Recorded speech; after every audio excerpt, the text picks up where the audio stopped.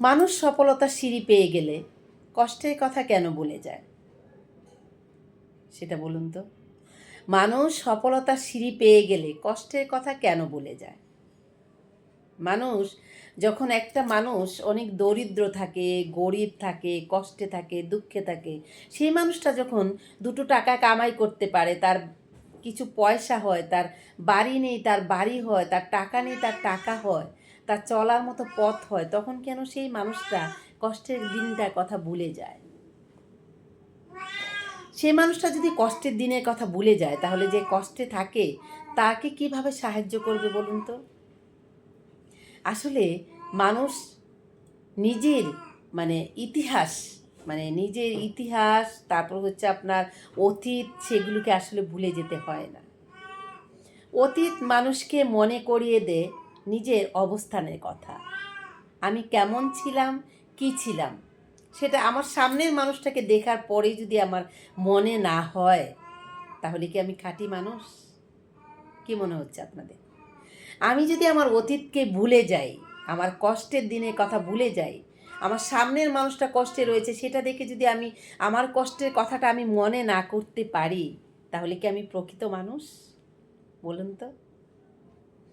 আপনি, আমরা কি তখন সেই কথাটা যদি মনে না করি, আমার সামনের মানুষটাকে দেখে আমার কষ্টের দিনের কথা মনে না হয়, আমি তার সামনে এগিয়ে না যাই, তাকে সাহায্য না করি, তাহলে কি আমাদের ব্যক্তিত্বটা থাকে বলেন?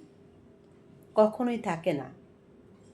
কারণ মানুষ যারা অতীত মনে রাখে তারাই হচ্ছে প্রকৃত মানুষ।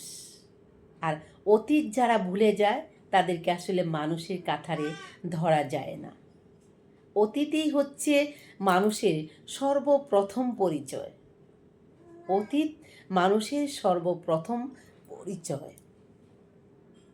অতীতকে কখনো ভুলে যাবেন না।